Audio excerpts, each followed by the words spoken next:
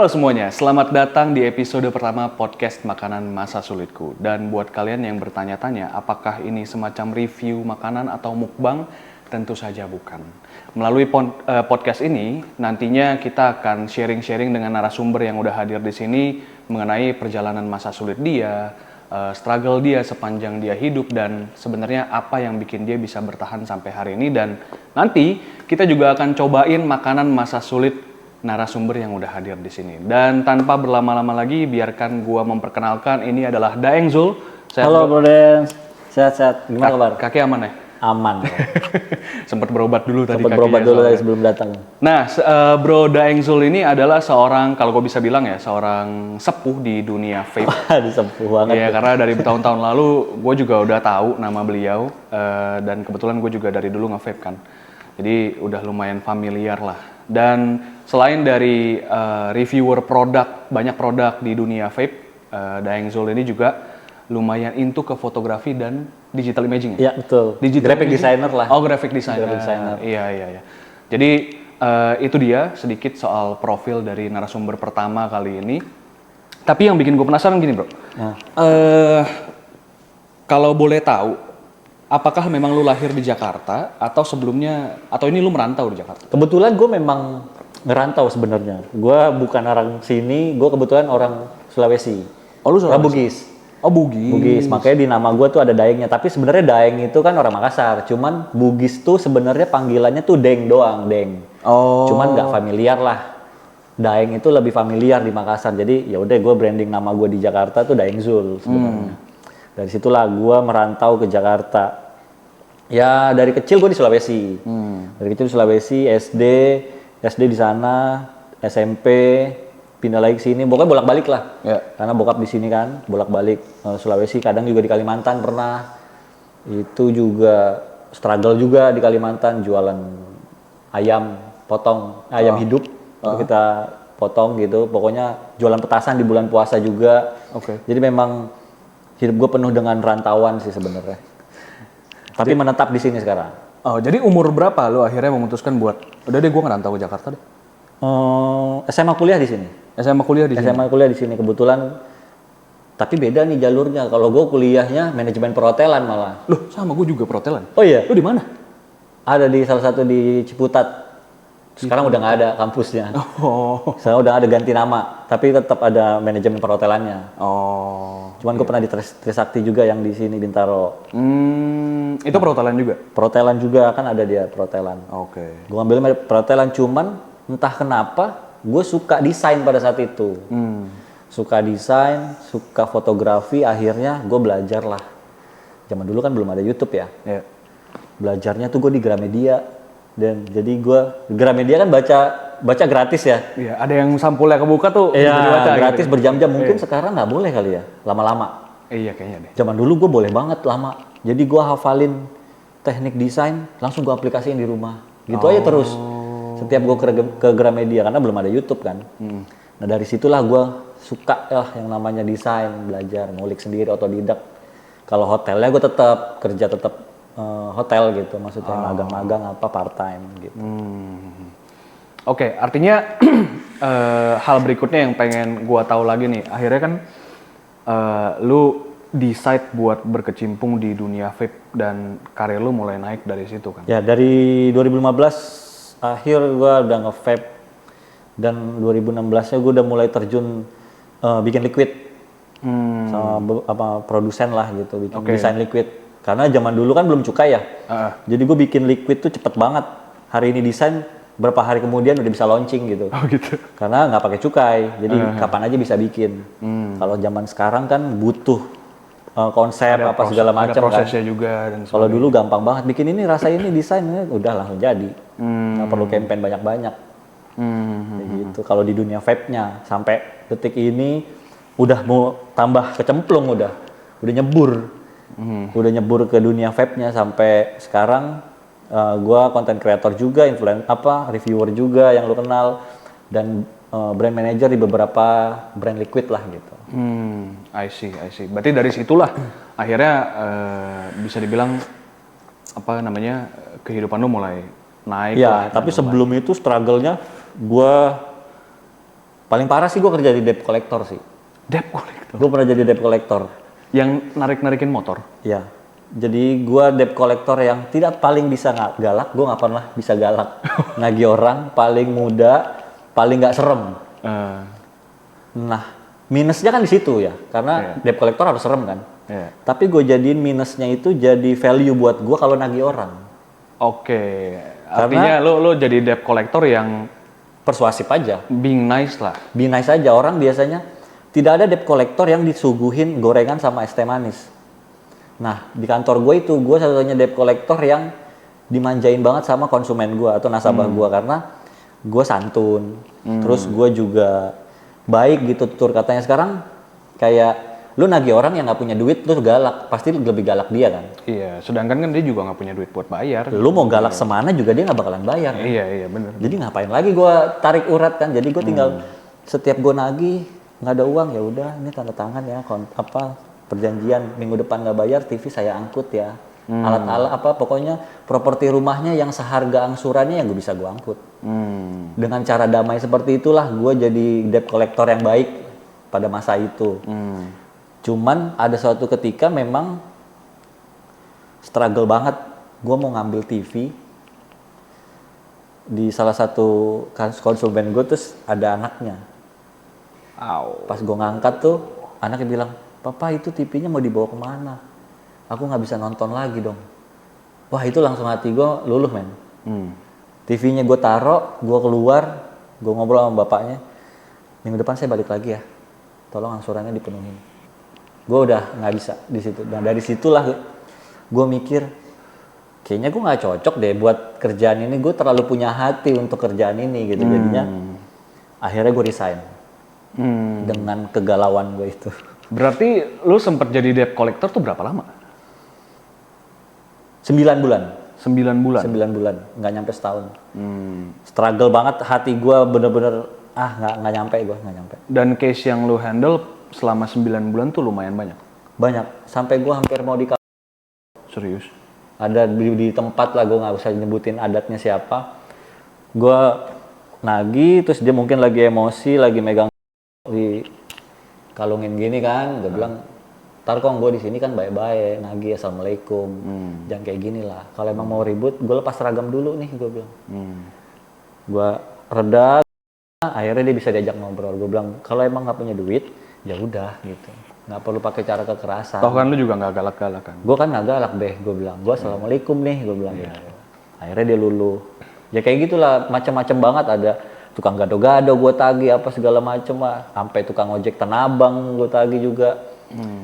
Banyak lah, ya lumayan banyak ilmu, banyak memahami karakter orang gue di situ.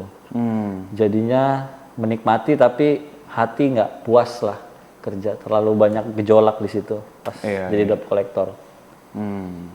Nah, selain dari kalau itu kan artinya pengalaman lu yang bikin miris itu ketika si TV tadi itu kan. Pas lu mau ngambil TV terus anaknya nanya dengan polosnya gitu TV-nya mau dibawa kemana dan sebagainya. Tapi selain nggak tahu setelah atau sebelum lu jadi debt collector, profesi apa lagi yang lu jalani atau proses untuk mendapatkan income apa yang kemudian bikin lu nanya kayak, ini gue kok hidup gini banget ya? Ada momen itu? Di era dimana gue waktu itu kelar jadi bartender di hotel dekat Bundaran HI. Abis itu gue ke salah satu restoran di BSD. Nah itu gue jadi kuli bangunan dulu. Padahal gue basic skill gue udah asmen lah, misalnya asisten manajer harusnya. Cuman memang gue challenge diri gue, ini restoran baru buka. Jadi temanya tuh dia kayak saung-saung gitu restorannya. Ada di BSD. Itu gue jadi kuli bangunan dulu. Literally kuli bangunan yang nyemen? Iya, tapi bagian mau finishing. Karena udah mau jadi kan. Bagian finishing nggak dari nol. Pas udah mau jadi finishing gue bantuin di sana. Nah dari situlah digaji kalau nggak salah ya 38.000 kalau nggak salah per hari. Di tahun berapa itu? Anjir gue lupa lagi, tahun 2000-an lah. 2000-an. Tahun 2000-an. 11-12. Ya 2011-12 kalau nggak salah. Oh. 38.000 apa 48.000 tuh per harinya. Sehari Karena kerja 8 jam? Iya 8 jam. Restoran pasti 8 jam, kalau nggak 12 jam biasanya. Loh sebentar, lu jadi kuli bangunan ini di restorannya, Iya. jadi instead of lu kerja di restorannya karena restorannya belum jadi, lu jadi kuli bangunan lu? Iya. Karena di situ kan mau buka, gue punya visi, gue bakal harus jadi punya jabatan di sini. Oke. Karena gue basic skill-nya udah oke, menurut gue ya. Karena kan gue dari hotel bintang 5 nih. Namanya dulu Hotel Nico. Sekarang udah jadi Pullman. Oh. Di Bundaran. Oh, iya. Basic gue dari situ. Tapi sebelum gue restoran ini, ada lagi di Citos. Di restoran India, jadi head bar. Dari situ gue pindah. Nah, yang itu beberapa minggu doang sih jadi kuli bangunannya, nggak lama. Cuman pada saat lulus, pada saat udah jadi, baru kan ada konsultannya. Siapa yang mau ngisi posisi ini gitu. Jadi itu rata-rata teman kampus gua. Jadi teman-teman kampus gua tuh yang posisi chef apa segala macam gitu. Nah, gua bagi nih karena gua ya pertemanan gitu ya. Ya udah, gua suruh teman gua jadi asmen biar gua di bawahnya dia. Gua jadi kapten aja nggak apa-apa. Lu jadi asmen. Oke. Bagi-bagi lah karena sahabat semua kan, satu kampus lah gitu kan. Yang penting kita yang mimpin itu. Nah, gua pakai tuh sistemnya salah satu toko kue terkenal lah lu tahu mungkin. Salah satu toko kue terkenal itu yang mengajarkan gua gimana caranya kerja disiplin. Oke. Ada toko kue yang terkenal di sini satu doang kan, lu tahu pasti. Nggak boleh nyebut merek kan? Yang punya orang, nggak boleh ya? Iya. Yang punya orang Sri Lanka itu di Harvest. Boleh. Nah, itu yang punya kalau mau product placement. Yang punya orang Sri Lanka. Oh, Harvest itu yang punya orang Sri Lanka. Iya. Itu disiplin banget. Gila, telat aja tuh dikasih di punishment-nya dipotong uang makan dan transport. Tapi kalau telat istirahat masuk lebih dari sejam itu dipotong uang makan setahu gue ya. Pokoknya itu yang mengajarkan gue benar-benar disiplin. Gue terapin lah di restoran itu, sistem taking order segala macam. Jadi restoran saung-saung, gue pakein konsep hotel bintang 5. Gimana caranya servis dari kanan. Oh. Kayak gitu, semuanya basic hotel gue taruh di situ. Oh, itu keren sih. Jadi untuk sampai sekarang masih ada restorannya, masih rame lah. Dan masih menjalankan SOP itu? Masih. Dan gue nggak dapat royalti, tapi nggak apa-apa, gue cuma happy aja. Iya, itu keren banget. Soalnya buat kalian yang mungkin nggak gitu relate ya, maksudnya apa sih kayak hal-hal apa yang akhirnya diimplementasi di restoran saung gitu kan dari knowledge perhotelan. Sebenarnya hal-hal kecil kan? Kecil sebenarnya kan. Cara gini deh, nggak ada orang tahu gimana caranya ganti asbak. Ganti asbak. Ambil yang lama ganti yang baru. Nggak semua orang tahu caranya gimana. Kalau ngambil doang kan set abunya nempel. Oke. Abunya terbang. Oke. Itu kan ada tekniknya di Terus sekolah. gimana gantinya? Asbak. Ini gue nggak pernah belajar nih. Ini asbak kan Ganti begini asbak nih. Ini asbak baru nih yang kita mau ganti. Misalnya ini udah penuh, tinggal tutup. Kan ditengkurepin nih. Gini, ketemu dong. Diambil tuh dia nggak bakal terbang. Oh walah. Baru ganti yang baru. Udah cabut gitu. Nah, basic kayak gitu. Iya. Kayak cara servis dari kanan, clear up dari kiri, kayak gitu-gitulah yang kita ajarkan. Kebetulan waiters gue itu memang baru lulus SMA. Dia tidak pernah tahu caranya gimana megang tray. Gue ajarin tuh megang tray, kasih botol aqua, isi botolnya setengah doang biar gampang goyang. Iya. Dan itu kan bukit-bukit ya, saung-saung itu. Oh, undak-undak gitu. Undak-undak itu. Udah gue training keliling, yang penting jangan sampai tumpah. Gitu. Seru banget, gue menikmati banget prosesnya sampai di opening tuh seru banget. Dan kebetulan ownernya baik banget sama kita yang pionir ini, baik dia. Itu seru. Nah, gue pengen mundur dikit nih. Soal yang tadi di saat yang bersamaan lo udah jadi asmen di Hotel Bintang 5. Bukan asmen, bartender. Oh, bartender. Oke, terus habis itu lo jadi kuli untuk selama beberapa waktu kan. Nah, itu gimana perasaan lo? Biasa aja pasti karena kan ada apakah nggak ada perasaan kayak gua tadinya udah lumayan nih jadi head bartender terus harus ngelakuin ini gitu, apa gimana? Gua tipe orang yang nggak pernah takut kerja dari nol. Walaupun gue misalnya udah di posisi A terus tiba-tiba harus mencoba hal baru dari nol lagi, itu gue nggak pernah takut karena sebenarnya prinsip hidup gue ya, yang penting gue bisa ngelakuin itu, ya udah gue lakuin. Yang penting gue happy, gue nggak peduli apapun yang dibilang orang. Lu kan udah enak di posisi ini, kenapa lu nggak di sini? Kayak let's say kayak posisi bokap gue deh. Bokap gue kan kerjanya udah enak. Bokap gue kan IO. Java Jazz, apa segala macam K-pop yang konser di Jakarta, di Indonesia ataupun di luar negeri kan bokap gue yang bikin. Oke. Kalau gue mau kerja enak, gue mau bokap gue aja. Oh, tapi lu memilih untuk Gue nggak pernah mau. menjalani jalur lu sendiri lah. Iya, Linkin Park apa segala macam kemarin Blackpink datang itu bokap gue semua yang bikin. Sampai sekarang nih? Sampai sekarang. Sekarang lagi buat panggungnya Rosa. Ini Rosa mau konser beberapa hari lagi dia yang buat. Gue kalau mau enak di situ. Cuman gue nggak pernah mau. Gue nggak pernah mau dengerin kata orang yang dia mah sukses karena bapaknya. Gue nggak mau. Gitu. Jadi gue lebih baik sakit di kaki sendiri dibanding enak tapi itu mah karena bapaknya gitu. Gue lebih suka kayak gitu. Makanya gue nggak pernah dari nol lagi nggak enak. Lebih enak kok, lebih seru karena menurut gue laki-laki emang harus punya banyak pengalaman sih. Iya. Apalagi gue Makassar ya. Ya lu mau gembleng gue gimana ya ayo aja gitu. Iya, bener. Udah siap nih gitu di Jakarta. Makanya gue di Jakarta lama ya gue udah siap apapun itu. Nggak pernah takut dari nol mau gimana orang nyikat gue terserah gue bilang. Nggak pernah gue mau pusing kayak gitu paling. Nah ini menarik banget nih dan buat yang lagi nonton kita udah nyiapin ya. Wis. Kita terus terang, gue pas lo kasih tahu makanan masa sulit lu, gue kayak ini gue penasaran banget rasanya gimana dan sebelum syuting juga gue belum nyobain sama sekali. Gue pernah gue pernah tinggal di Ternate. Bokap gue dulu banget itu kerja di pabrik triplek. Kerja di pabrik triplek. Pada saat gue masih belajar jalan. Oke. Nah itu struggle gue hidup sama bokap nyokap tuh dari situ tuh Ternate terus balik lagi ke Makassar.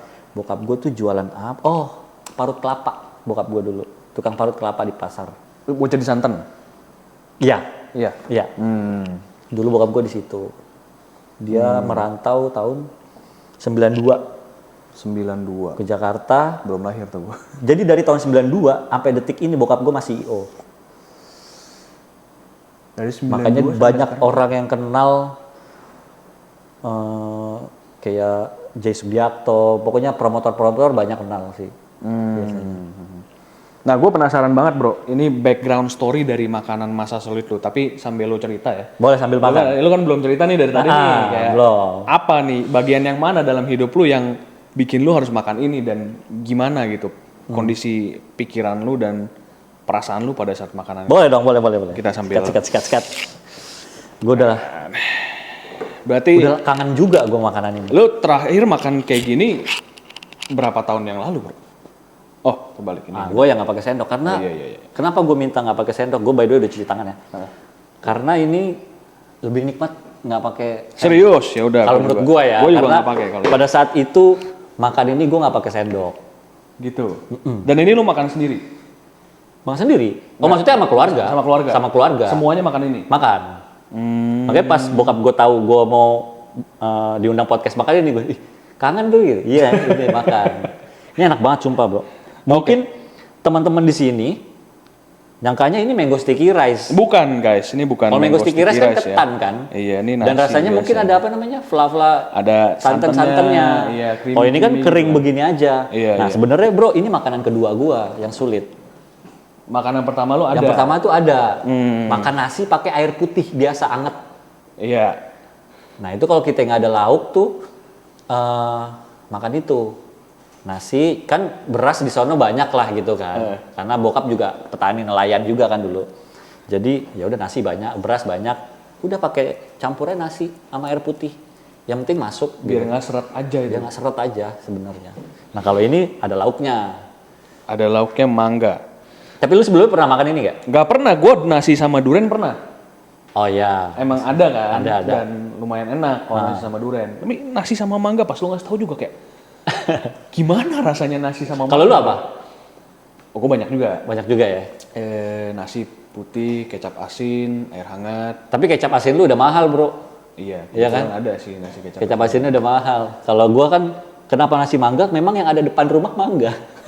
Jadi udah. Tadi Kan gua namanya pao. Kalau di bahasa Bugis namanya pao. Apa mangga? Mangga, bahasa Bugisnya pao. Pao. Ada sambal mangga, lu pernah makan sambal mangga? Sambal mangga pernah. Nah, itu dari Bugis. Oh. Namanya cecak pao. Cecak pao. Cecak pao. Cecak pao. Oh. Kayak bahasa Cina juga ya, pao ya, Iya, pao. mirip. Ada Iya, cecak, pao. Ini enak banget, Bro. Tadi gue mau nanya sama lu, kayak ini mangganya lu dapat dari mana? Lu beli kah? Apa? Enggak dong. Namanya masa sulit tuh yang ada depan mata. Rupanya ada pohon mangga. Ada depan pohon rumah. mangga. Namanya masa sulit tuh ada nggak bayar gitu. Jadi apa yang ada depan mata, makanya ada air putih, ada mangga gitu. Yang seketemunya aja. Oke, kita langsung coba Mari kita aja. Gue makan udah ya. penasaran banget ini. Mantep Ini banget. ada cara-cara khusus gak buat lu? Nggak ada, makan biasa aja, Makan nasi, biasa. mangga, nasi. Anggap aja bangga ini lauk. Iya. Oke. Bismillah.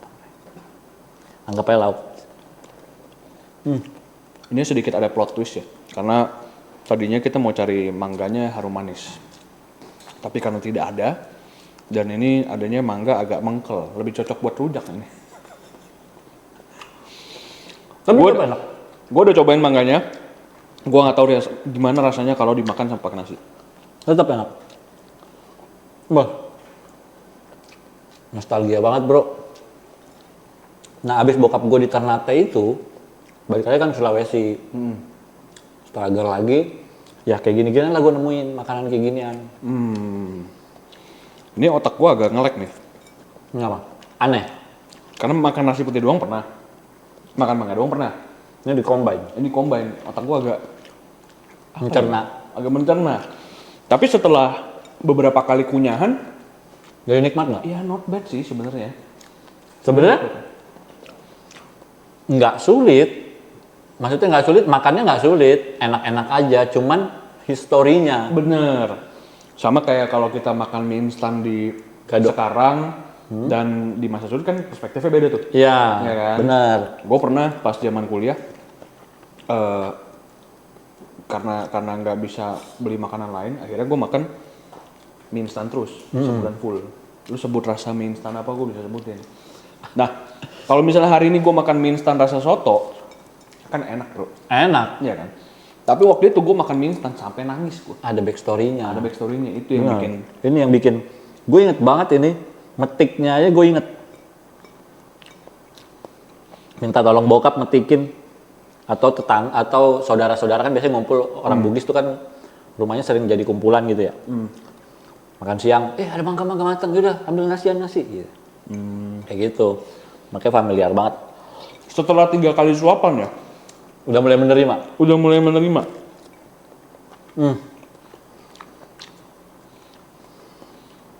Ini tadi lu makan di umur berapa pak? SD-an lah. SD-an? SD-an. Udah nggak nemu lagi. Cuman kalau gue lagi kangen, itu pasti gue makan. Tapi nggak yang ini, yang benar-benar harum manis banget gitu. Yang gede, mangga yang gede. Kalau gue lagi kangen ya. Tapi itu udah beberapa tahun yang lalu sih. Ini kalau bokap lu lagi nonton, pasti nostalgia banget ya. Nah buat teman-teman yang mungkin nonton ini dan penasaran, lu coba deh. Cobain. Lu coba beli yang mungkin agak matang lebih dari ini, lu cobain pakai nasi, lu pasti Ini kalau Jadi lebih makan manis favorit. ini kalau lebih manis dan mangganya harum manis jauh lebih enak sih. iya, benar. Cuman kan ini lu pengen challenge gua aja. Tapi tetap enak. Iya, lebih enak. Cuma kurang ini aja, kurang ketan. Soalnya gini, bro, Ketan, mango sticky rice. kalau yang harum manis, yang manis banget itu, yang orange warnanya, kan mateng tuh. Kan dia lembek-lembek gitu kan. Ya. Kayak berair. Nah itu jadi nggak terlalu seret. Gitu. Mangga matang kan biasanya nggak seret, tapi ini enak banget. Kalau penasaran boleh cobain sendiri, lu beli 1 biji aja. Atau ada depan rumahnya lagi musim mangga, lu cobain. Gua nggak bohong, rasanya pasti enak. Not bad, beneran not bad. Kalau depan rumah lu ada mangga enak bro, ngirit. Iya bener juga ya. Ngirit. Wah, habis loh. Gua nggak expect Enak-enak. bakal habis. Lu aja habis. Karena gua punya pendirian nggak boleh buang makanan. Kan. Iya sama. Nah tradisi di Bugis, kalau habis makan itu kalau bisa piringnya disiram air. Supaya Katanya nyokap gue biar rezekinya lancar. Nggak seret begini nih, siram air. Gitu. Kata nyokap itu yang paling gue inget terus. Kalau nyokap kan bawel banget dia. Kalau ngeliat kering gini, dia yang nyiram. Kalau gue lupa. Nyiram. Dan itu tradisi itu sampai hari ini lu lakukan juga. Kemarin makan bareng nyokap, tetap disiram. Biar rezekinya nggak seret. Kan ini kan seret nih. Iya. Siram air putih aja, air putih yang kita minum udah. Banyak lah tradisi Bugis yang sampai detik ini gua ngikutin dan gue inget banget. Nah, ini kita Nah, biar rezeki lakukan kita nggak seret ini. tradisinya. Thank you. Nah, biasanya Bugis begini. Oh, cuci tangannya juga di situ. Iya. Udah, Gue baru tahu nih. mudah-mudahan rezeki kita nggak seret. Boleh minta tisu? Wah, enak banget sih. Kangen banget gue. Tapi surprise ini enak sih emang. Ini kalau bokap nyokap gue nonton sih pasti dia mengenang juga nih. Om, tante, saya cobain nasi dan apa tadi? Cecapau tuh sambal mangga. Oh, ini kalau nasi sama mangga apa? Ya, nasi itu nandre. Apa? Nandre. Nandre sama pau. Nandre sama Saya cobain nandre sama pau, om tante. enak banget. Tapi lu masuk ya, berarti makanan ini ya? Masih masuk? Enggak yang ngerima enek apa, Enggak. semuanya masuk. Seumur hidup gue iya. Oh berarti lu termasuk orang yang apa aja ya, mau kayak amis Iya, karena- apa segala macem? Iya, karena dari kecil memang susah juga. Kayak kalau ngomong makanan masa sulit gue, pas gue kecil yang gue inget banget ya, kan gue diurus sama nenek gue nih, dirawat sama nenek gue. Nah di malam itu gue kan punya 2 adik, kita tiga bersaudara. Dan di malam itu tuh kita pengen banget nasi goreng tek-tek. Nah waktu itu nasi goreng tek-tek mungkin baru sekitar 7.000 lah. Iya. 7.000 gitu. Akhirnya nenek gue cuma punya 7.000 dan yang dia lakukan adalah dia pergi nih jalan kaki beli nasi goreng tek-tek sebungkus, Bagi 4. bagi 4. Tapi sebelum dibagi 4 dicampur nasi putih dulu. Oh iya. Jadi iya. nasi goreng tek-tek itu cuma hin gitu. Iya. Yang penting ada rasa aja. Yang penting ada rasa. Porsinya banyak tapi kan. Porsinya banyak kan nasi. Iya, putih. yang ngalamin. Itu sempat ngalamin itu juga. Ngalamin. Ya kadang kan juga makan apa namanya? Somai pakai nasi. Iya. Orang kan jarang ngapain lu somai pakai nasi. Nasi mie instan sering banget gua. Nasi mie instan mah sering. Ke somai pakai nasi. Somai kan cemilan kan. Ya ini karena tujuannya buat kenyang ya pakai nasi. Somai buat lauk kayak gitu. Ngalamin sih kayak gitu-gitu. Seru lah.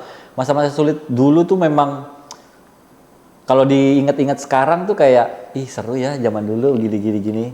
Pas zaman sekarang bukannya kita meninggalkan tapi memang sering kali ya memang dicoba. Coba makan, pengen makan ini deh. Ngangenin aja. Tapi sekarang lu udah punya anak belum? Udah 3. Udah. Udah 3. Udah pada gede-gede. SD paling gede, kelas SD. 4. Berarti akan ada yang nonton video ini nih. Ya dia gede pasti nonton. Kalau bisa lu sampaikan ke anak lu lewat video ini, apa yang mau lu sampaikan? Paling nyampein anak gue yang pertama laki kan. Wah. Yang paling penting itu anak laki-laki, apalagi di tanah orang ya. Jangan cengeng aja. Kuat, lo mau dihantam gimana, berdiri terus aja. Karena orang Bugis itu pantang menyerah biasanya. Pantang menyerah, kuat. Jadi buat namanya Ozil. Ozil Alfaiza. Hai Ozil. Jadi buat Ozil, Komen boleh? iya, gua suka Ozil. Oh, Dia tuh pantes. Taat banget.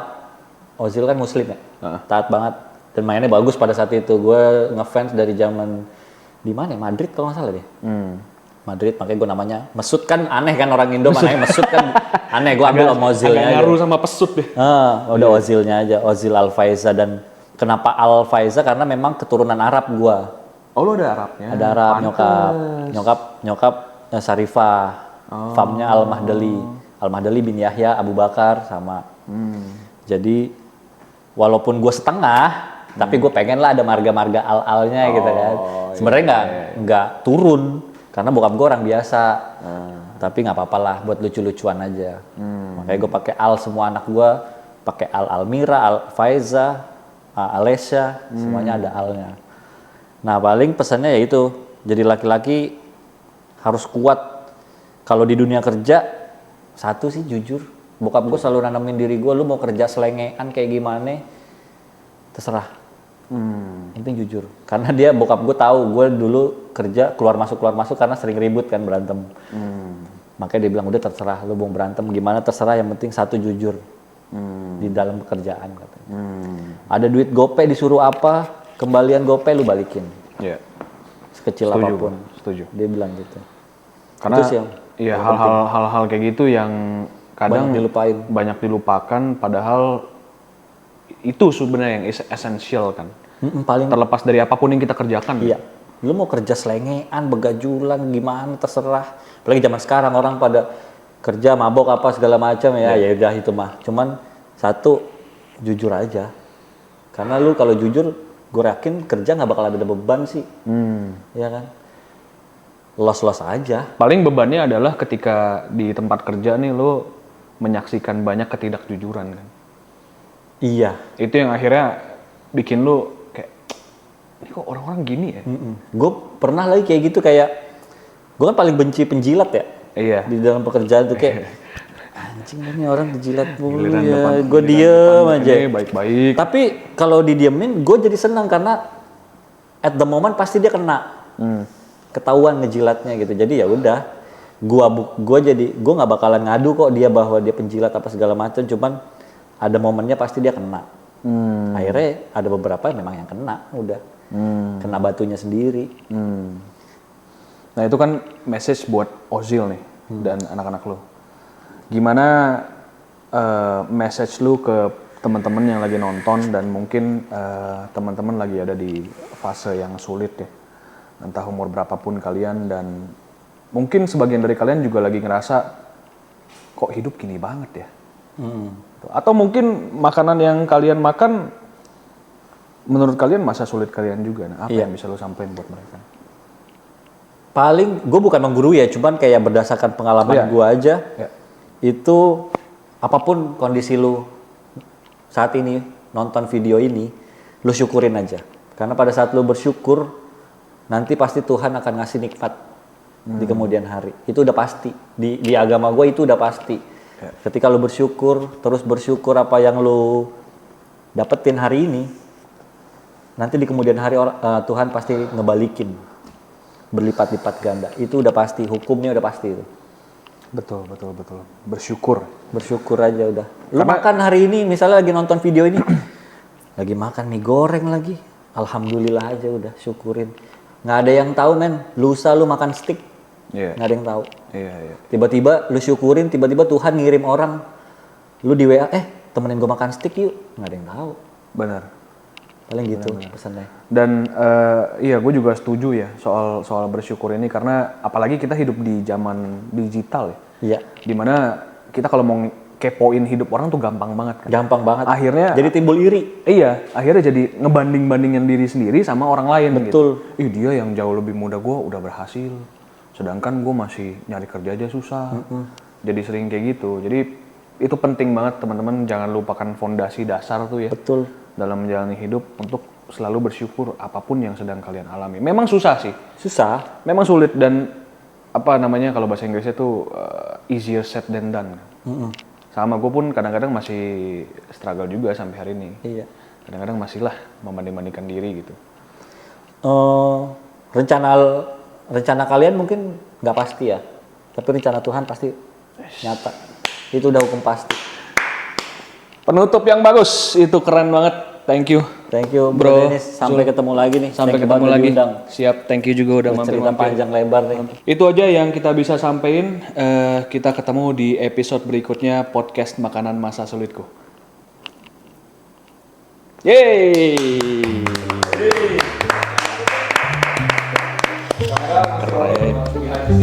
nggak dikasih air ya, nggak minum-minum kita.